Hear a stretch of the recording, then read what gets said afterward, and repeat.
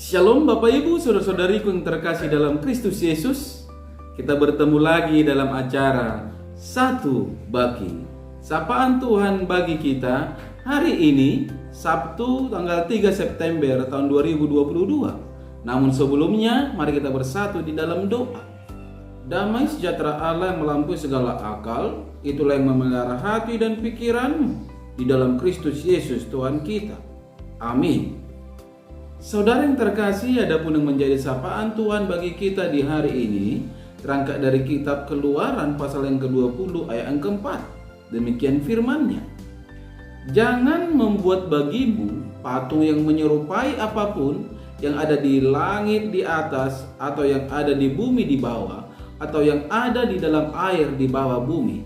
Sampai sejauh itu firman Tuhan. Saudara yang terkasih, saya mengangkat tema dari kebenaran firman ini, yaitu jangan menyembah berhala. Saudara yang terkasih dalam Kristus Yesus, kalau kita mendengar kata berhala, pikiran kita pasti tertuju kepada sesuatu yang berwujud patung, pohon besar, kuburan kuno, keris, ukiran, jimat, atau hal-hal yang berkaitan dengan dunia perdukunan, yang didewakan, disembah, dikultuskan, diagungkan, dan dipuja-puja. Hal ini sangatlah benar, saudara-saudara. Itulah sebabnya sapaan kita saat ini berkata, jangan membuat bagimu patung yang menyerupai apapun. Karena semua itu adalah bentuk-bentuk berhala yang secara kasat mata dapat terlihat, di mana banyak orang datang untuk menyembah. Dalam bahasa Yunani, berhala adalah idololatres. Ini berkaitan erat dengan pengabdian atau pelayanan. Jadi, berhala adalah sesuatu yang menggerakkan seseorang untuk melakukan pengabdian dan pelayanan terhadap suatu objek tertentu selain daripada Tuhan Allah. Saudara yang terkasih, menyembah berhala adalah suatu perbuatan yang menentang kehendak Tuhan dan merupakan suatu kebencian atau kekejian di hadapannya. Karena itulah perintah untuk tidak menyembah kepada Allah lain atau berhala menjadi perintah yang paling utama dalam 10 hukum Tuhan. Jangan ada padamu Allah lain di hadapanku. Jangan membuat bagimu patung yang menyerupai apapun. Jangan sujud menyembah kepadanya atau beribadah kepadanya. Ini luar biasa, saudara-saudara. Artinya masalah penyembahan berhala bukanlah hal yang sepele atau bisa kita remehkan. Jika kita atau seseorang melanggarnya, ada konsekuensi yang berat yang harus ditanggung.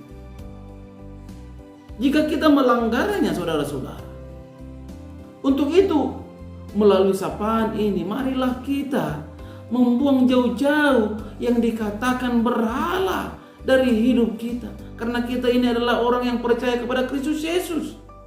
Tetapi marilah tetap kita memuji dan beribadah kepada Tuhan, Allah yang Tritunggal, Allah Abraham, Ishak dan Yakub. Itu Allah Bapa, Anak, dan Roh Kudus. Olehnya hidup kita akan semakin lagi beroleh sukacita dan damai sejahtera. Amin. Kita bersatu di dalam doa. Terima kasih Bapa di surga untuk kebaikan yang Engkau berikan buat hamba-Mu ini, sehingga hamba bisa beroleh kehidupan sampai saat ini.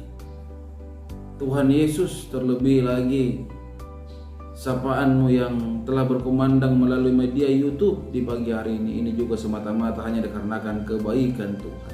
Terima kasih Bapa di surga. Biarlah kebenaran firman-Mu yang telah berkumandang, yang menekankan untuk jangan menyembah berhala, itu terpatri di dalam kehidupan para pendengar dimanapun berada, sehingga olehnya Bapa, hidup para pendengar diberkati, bukan semakin terkutuk dan mendapat hukuman dari Tuhan.